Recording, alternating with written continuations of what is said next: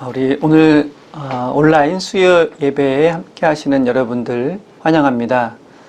전국적인 코로나 재확산으로 인해서 이번 주부터 저희 교회에서는 비대면 온라인 예배를 드리기로 하였습니다. 여러 가지로 힘들고 어려운 점들이 많이 있겠지만 특히 이러한 상황이 종식될 수 있도록 많이 협력해 주시고 또 함께 해 주시기를 바랍니다. 오늘 수요 성경 공부는 신명기 32장에 나오는 모세의 노래에 대해서 함께 말씀을 나누도록 하겠습니다. 먼저 함께 하시는 분들은 성경책을 가져오셔서 신명기 32장을 펼쳐 놓으시고 함께 그 내용을 살펴보도록 하겠습니다. 먼저 32장의 말씀을 읽어보시기를 바랍니다. 화면을 잠시 정지해 놓으시고 32장 말씀을 처음부터 끝까지 한번 쭉 읽으시고 저와 함께 말씀을 나누시면서 그 내용들을 다시 한번 짚어보도록 하겠습니다. 신명기 32장 말씀은 이제 신명기의 막바지에 이른 그런 부분입니다. 모세는 죽음을 앞두고 있고 죽음을 앞두고 있는 모세가 가장 걱정하고 있는 것은 이스라엘 백성들이 가나안 땅에 잘 들어갈 수 있을까 하는 문제보다도 이스라엘 백성들이 가나안 땅에 정착한 이후에 하나님 말씀대로 잘 살 수 있을까 하는 것이었습니다. 이 32장의 모세의 노래는 이스라엘 백성들이 하나님을 배반할 때 그 증거로 삼기 위한 것이라고 이미 앞서 말한 바가 있습니다. 모세의 노래는 하나님과의 계약을 어겼을 경우에 그것을 증거로 삼기 위한 것입니다. 그래서 그 내용은 마치 법정에서 재판하는 것과 같이 이루어져 있습니다. 먼저 신명기 32장의 내용을 간략하게 요약하자면 1절부터 4절까지는 재판을 선언하는 서론 부분입니다. 5절부터 18절까지는 이스라엘 백성들의 잘못이 무엇인지를 쭉 기술하고 있습니다. 하나님께서 이스라엘 백성들에게 여러 가지 은혜를 베풀어 주셨는데 그것을 망각하고 배반한 이스라엘 백성들의 잘못을 지적을 하고 있습니다. 그리고 19절부터 25절까지는 그러한 잘못을 저지르고 있는 이스라엘 백성들이 장차 당하게 될 심판의 내용이 무엇인지를 열거를 하고 있습니다. 그리고 이어지는 26절부터는 그 분위기가 좀 바뀌어서 그렇게 하나님의 심판으로 고난당하는 이스라엘 백성들에 대한 하나님의 긍휼하심과 또 그러한 이스라엘 백성들을 징계하는 징계의 도구로 사용된 이방 민족들에 대한 심판, 그리고 이스라엘 백성들에 대한 속죄의 내용으로 이루어져 있습니다. 이렇게 26절부터 43절까지는 구원의 약속에 대해서 언급을 하고 있습니다. 그리고 나서 모세는 다시 한번 하나님의 말씀을 잘 지킬 것을 이스라엘 백성들에게 당부하고 있습니다. 이것이 44절부터 47절까지의 내용입니다. 그리고 그러한 모세의 당부가 끝난 이후에 하나님께서는 모세에게 최후를 준비하라고 말씀하고 계십니다. 모세의 죽음에 대한 언급이 마지막 부분에 등장을 하고 있습니다. 이제 조금 더 구체적으로 그 내용을 살펴보도록 하겠습니다. 1절에서 모세는 하늘이여 땅이여 하면서 하늘과 땅을 증인으로 부르고 있습니다. 장차 이스라엘이 하나님의 명령과 규례에 불순종하는 것을 하늘과 땅이 증인이 되어서 증거해 줄 것을 말하고 있습니다. 2절에서 모세는 자신의 이러한 교훈과 그런 노래를 비와 이슬이라고 합니다. 이것은 그냥 듣고 흘려버릴 그러한 말이 아니라 꼭 필요하고 새겨들어야 하는 그런 말씀이라는 의미입니다. 3절과 4절에서 이스라엘 백성들이 섬겨야 할 하나님이 어떤 하나님이신지를 찬양의 형식으로 노래하고 있습니다. 하나님은 변치 않으시는 반석이시고 정의롭고 진실하고 거짓이 없으며 공의로우시고 바르시다고 했습니다. 이러한 하나님께 순종하지 않을 이유가 없다는 것입니다. 이스라엘 백성들은 그러한 하나님을 순종하고 섬기는 것이 마땅하다는 것입니다. 하지만 다음 구절에서부터 이스라엘 백성들은 그렇게 하지 않고 하나님의 은혜를 망각해버립니다. 하나님이 어떠한 분이신지를 잊고 자기 마음대로 행동하게 되는 것입니다. 5절부터는 마치 법정에서 기소문을 읽어 내려가는 것과 유사합니다. 5절과 6절에서는 장차 이스라엘 백성들이 여호와를 향하여 악을 행하여 라고 말합니다. 하나님께서 이스라엘 백성들을 마치 자식처럼 지으시고 또 세워주셨는데 이스라엘 백성들이 그러한 하나님의 은혜를 망각하고 마치 불순종하는 아들처럼 배은망덕한 자녀들과 같이 하나님 앞에 악을 행했다는 것입니다. 그리고 이어지는 7절부터 14절까지는 그러면 그동안 하나님께서 베풀어 주신 은혜가 무엇이었는가 이것을 언급을 하고 있습니다. 하나님께 거역한다는 것은 하나님의 은혜를 망각하는 데서부터 시작되기 때문입니다. 10절부터 14절까지의 말씀을 함께 보겠습니다. 여호와께서 그를 황무지에서 짐승이 부르짖는 광야에서 만나시고 호위하시며 보호하시며 자기의 눈동자같이 지키셨도다. 마치 독수리가 자기의 보금자리를 어지럽게 하며 자기의 새끼 위에 너풀거리며 그의 날개를 펴서 새끼를 받으며 그의 날개 위에 것을 엎는 것 같이 여호와께서 홀로 그를 인도하셨고 그와 함께한 다른 신이 없었도다. 여호와께서 그가 땅의 높은 곳을 타고 다니게 하시며 발의 소산을 먹게 하시며 반석에서 꿀을 굳은 반석에서 기름을 빨게 하시며 소의 엉긴 젖과 양의 젖과 어린 양의 기름과 바산에서 난 순양과 염소와 지극히 아름다운 밀을 먹이시며 또 포도즙의 붉은 술을 마시게 하셨도다.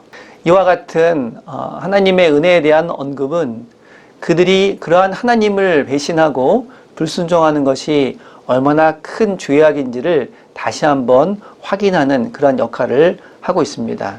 그래서 15절부터 18절까지는 이스라엘 백성들이 그러한 하나님의 은혜를 잊어버리고 속되게 말해서 배부르고 등 따숩게 되자 하나님을 배신하고 다른 신을 섬겼다고 질타하고 있습니다. 우리 그 부분도 함께 읽어보도록 하겠습니다. 그런데 여수르니 기름짐에 발로 찼도다. 내가 살찌고 비대하고 윤택함에 자기를 지으신 하나님을 버리고 자기를 구원하신 반석을 업신 여겼도다. 그들이 다른 신으로 그를 질투를 일으키며 가증한 것으로 그의 진노를 격발하였도다. 그들은 하나님께 제사하지 아니하고 귀신들에게 하였으니 곧 그들이 알지 못하던 신들, 근래에 들어온 새로운 신들, 너희의 조상들이 두려워하지 아니하던 것들이로다. 너를 낳은 반석을 내가 상관하지 아니하고 너를 내신 하나님을 내가 잊었도다. 여기 15절에서 여수르니 기름짐에 발로 찼도다라는 말이 나오는데 이 여수르는 의인이나 혹은 정직한 자를 가리키는 말입니다. 흔히 이스라엘 백성이 하나님의 사랑을 받고 존귀하게 여기심을 받았다는 그러한 의미로 사용되는 별명입니다. 그렇기 때문에 여수르니 하나님을 찾다라는 이 말은 주인이 가축을 잘 먹여 놓았더니 도리어 그 가축이 주인에게 발길질 하더라 라는 그러한 식으로 쓰이는 그런 표현입니다. 배은망덕한 이스라엘을 한마디로 이렇게 표현한 것입니다. 여술이라는 그 이름답게 하나님을 더욱더 존귀하게 여기고 하나님의 사랑받는 백성답게 살아가야 하지만 실상은 그 반대였습니다. 그 이름에 합당하지 않는 그러한 모습을 보였던 것입니다. 그런데 여기서 한 가지 흥미로운 점들은 이 모든 노래의 내용들이 장차 일어날 일들을 노래하고 있는 미래적인 내용입니다. 하지만 여기에 사용되는 그러한 표현들을 보면 모두 과거형을 사용을 하고 있습니다. 이스라엘의 멸망과 바벨론 포로 사건을 통해서 이 모세의 노래가 과거형이 되어버린 역사를 반영하고 있는 것은 아닌가 이렇게 해석하는 학자들도 있습니다. 18절에 보면 내가 잊었다 라는 말을 통해서 하나님의 은혜에 대한 망각이 불순종의 출발점이며 밑바탕이라는 것을 다시 한번 지적을 하고 있습니다. 이를 회복하는 길은 기억하는 것입니다. 잊지 않는 것입니다. 그래서 다시 7절로 돌아보면 옛날을 기억하라, 역대의 연대를 생각하라 라고 말하고 있는데 이것이 바로 그러한 이유입니다. 이를 위해서 믿음의 선조들 그리고 부모들의 역할은 끊임없이 가르치는 것이라고 이야기를 하고 있습니다. 교회와 가정에서 자녀들에게 신앙교육하는 것이 얼마나 중요한 것인지를 이 말씀을 통해서 우리는 다시 한번 깨달을 수 있습니다. 하지만 안타까운 것은 요즘 코로나 시대에 교회에서 가장 취약한 분야 중에 하나가 바로 교육이라고 할 수 있습니다. 정말 안타까운 현실이 아닐 수가 없습니다. 그럼에도 불구하고 우리는 우리 자녀들에게 이러한 믿음을 전수하고 가르치는 일에 최선을 다해야 한다는 것을 오늘 말씀을 통해서 다시 한번 깨닫게 됩니다. 이제 19절부터 25절까지는 이렇게 패역한 이스라엘 백성들에게 내리는 심판 선언이 이어지고 있습니다. 심판의 첫 번째 단계는 20절에 언급한 것처럼 내가 내 얼굴을 숨겨 그들에게 보이지 않게 하겠다는 것입니다. 하나님의 얼굴을 숨기겠다는 말씀은 지금까지 이스라엘 백성들에게 베푸셨던 그 은총을 거두어 들이시겠다는 말씀입니다. 인간적으로 표현하자면 정을 끊겠다, 혹은 마음의 문을 닫겠다, 두 번 다시 안 보겠다, 이러한 말이기도 합니다. 어쩌면 오늘날 교회를 향해 하나님께서 이러한 말씀을 하고 계시는지도 모릅니다. 본분을 망각하고 하나님의 은혜를 저버리고 하나님께서 원치 않으시는 길을 걸어가는 그 어떠한 공동체라도 하나님께서는 그 얼굴을 돌려버리실 것이기 때문입니다. 21절에서는 그들이 하나님이 아닌 자로 나의 질투를 일으키고 그들이 허무한 것으로 내 진노를 일으켰으니 나도 백성이 아닌 자로 그들에게 시기가 나게 하며 어리석은 민족으로 그들의 분노를 일으키리로다 라고 말합니다. 이스라엘이 하나님이 아닌 자, 히브리어로는 로에를 섬김으로써 하나님을 모욕하고 하나님을 시기하게 만들었다는 것입니다. 그래서 하나님께서도 그와 마찬가지로 하나님의 백성이 아닌 자들, 즉 로암미를 통해서 이스라엘이 시기하게 만들겠다는 것입니다. 이는 훗날 이스라엘이 이방의 강대국에 의해 멸망당했을 때 하나님의 백성이 어찌 하나님의 백성이 아닌 민족에게 멸망당할 수 있느냐고 그렇게 항변하는 이스라엘 백성들을 향한 대답이기도 합니다.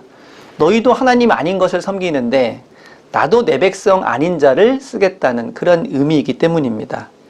그 이하의 말씀은 굶주림과 질병, 패망 등의 심판이 이어지고 있습니다. 이것은 28장에 나오는 저주의 내용과도 매우 유사합니다. 이제 26절부터는 모세의 노래의 전환점이 시작됩니다. 그 전까지 심판과 파멸을 노래했다면 이제부터는 회복과 구원을 노래하면서 그 분위기가 반전되고 있습니다. 43절까지 이어지는 이 나머지 단락에서는 하나님께서 이스라엘을 징계하실 때 이방 민족을 도구로 쓰시긴 하셨지만 그 이방 민족들이 교만하게 되면 하나님께서 그들도 심판하시겠다고 말씀하십니다. 그리고 이스라엘 백성들에게는 긍휼을 베푸셔서 그들을 속죄하시겠다라는 말씀도 하고 있습니다. 27절과 36절 그리고 43절을 각각 읽어보도록 하겠습니다. 혹시 내가 원수를 자극하여 그들의 원수가 잘못 생각할까 걱정하였으니 원수들이 말하기를 우리의 수단이 높으며 여호와가 이 모든 것을 행함이 아니라 할까 염려함이라. 참으로 여호와께서 자기 백성을 판단하시고 그 종들을 불쌍히 여기시리니 곧 그들의 무력함과 갇힌 자나 노인자가 없음을 보시는 때로다. 너희 민족들아 주의 백성과 즐거워하라. 주께서 그 종들의 피를 갚으사 그 대적들에게 복수하시고 자기 땅과 자기 백성을 위하여 속죄하시리로다. 이러한 하나님의 역사를 통해서 이스라엘 백성들은 자신들이 그동안 섬겼던 우상들이 아무런 도움도 되지 않고 아무런 힘도 되지 않는다는 것을 깨닫게 될 것입니다. 여기까지가 모세의 노래의 내용입니다. 모세는 이 노래를 마친 후에 44절부터 47절까지 다시 한번 이스라엘 백성들에게 당부합니다. 하나님의 말씀을 지키고 따르는 것만이 이스라엘 백성들이 살 수 있는 길, 그리고 그들이 번성할 수 있는 길이라는 것입니다. 그리고 이제 마지막 부분에서는 모세의 죽음에 대한 예고가 등장합니다. 이미 민수기 27장 12절부터 14절까지는 모세의 죽음에 대해 다룬 바가 있습니다. 두 번째로 모세의 죽음을 예고하고 있는 것입니다. 51절에 보면 모세가 가나안 땅에 들어가지 못하는 주된 이유가 무리바 물가에서 행했던 모세의 죄 때문이었음을 분명히 밝히고 있습니다. 모세의 잘못이 무엇인지를 구체적으로 언급하고 있지는 않지만 그가 가나안 땅에 들어가지 못한 이유가 모세 자신에게 있음을 다시 한번 밝히고 있는 것입니다. 하지만 모세는 그것을 슬퍼하기보다는 지금까지 자신의 사명을 잘 감당해 왔음을 안도하고 또 기뻐하면서 기꺼이 가나안 땅에 들어가지 못하지만 최후를 마치는 자신의 삶에 대해서 긍정하고 받아들이게 됩니다. 그리고 마지막으로 하나님의 말씀대로 느보산에 올라서 가나안 땅을 바라보며 이스라엘 백성들을 위해서 축복하는 것이 그 다음에 등장하는 신명기 33장의 내용입니다. 오늘 신명기 32장에서 가장 중요한 단어를 하나를 찾자면 기억이라고 할 수 있습니다. 이 모세의 노래를 만든 이유 자체가 하나님의 은혜를 잊지 말라고, 그리고 이스라엘 백성들이 장차 범죄할 수도 있다는 것을 잊지 말라고 당부하기 위해서이기 때문입니다. 사람들에게는 잊어야 할 것은 잊지 못하고 오래 붙들려고 하는 습성과 잊지 말아야 할 것, 꼭 기억해야 할 것은 쉽게 잊어버리는 그러한 습성이 있습니다. 나쁜 습관이나 잘못된 관행은 절대 잊어버리지 않고 하나님의 은혜와 사랑, 그리고 말씀과 사명은 쉽게 잊어버리는 일이 많다는 것입니다. 우리는 믿음 안에서, 그리고 말씀 안에서 결단과 실천을 통해서 오히려 그 반대의 삶을 살아가는 그리스도인이 되어야 할 것입니다. 코로나로 인해서 예배드리기 어려운, 그리고 교회에서 모임을 갖기 어려운 그러한 상황이 다시 반복되게 되었습니다. 이 와중에 많은 이들이 하나님 앞에 나와서 예배드리고 하나님의 말씀을 늘 묵상하며 함께하는 그러한 모습들을 잃어버리는 것이 아닌지 우려가 되는 면도 없지 않습니다. 하지만 그럴 때일수록 하나님의 말씀과 더 가까이 하기 위해서 애쓰고, 또 우리가 살아가고 있는 그 삶의 자리에서 기도하며 그 말씀을 내 삶에 어떻게 적용하면서 지키면서 살아갈지 고민하고 결단하고 실천하는 그러한 모습이 우리에게는 필요할 것입니다. 여러분 모두가 이러한 때에 신앙이 나약해지는 것이 아니라 오히려 더욱더 단단해지는 그러한 계기가 될 수 있기를 바랍니다. 함께 기도하겠습니다. 너무나도 쉽게 하나님의 구원의 은총과 그 베풀어 주신 사랑을 망각하고 잊어버리며 하나님의 속한 자가 아닌 세상에 속한 자로 살아가려고만 하는 저희들을 용서하여 주시옵소서. 오늘도 우리에게 베풀어 주신 하나님의 은혜가 얼마나 크고 놀라운 것인지를 깨닫게 하여 주시옵시고, 하나님의 말씀 안에서, 그리고 믿음 안에서 우리에게 주어진 신앙의 사명을 잘 감당하는 저희 모두가 될 수 있도록 인도하여 주시옵소서. 전국적인 코로나 재확산으로 인하여서 많은 이들이 어려움을 당하고 있습니다. 특별히 연약하고 힘없는 이들이 더 큰 피해를 입고 더 큰 어려움에 직면해 있습니다. 하나님 긍휼히 여겨 주옵시고 함께하여 주옵소서. 이 어려움들을 극복하고 이겨나갈 수 있는 힘을 허락하여 주시옵소서. 어려움 당한 이스라엘 백성들에게 하나님께서 희망과 용기를 허락해 주시고 또 새롭게 헤쳐나갈 길을 마련해 주신 것처럼 하나님 이 어려운 시기를 극복해 나갈 수 있는 지혜와 또한 새로운 삶에 대한 결단을 저희들에게 허락하여 주시옵소서. 하나님께서 새로운 길을 내시고 새로운 역사를 이끌어 가실 줄로 믿습니다. 예수님의 이름으로 기도하옵나이다. 아멘.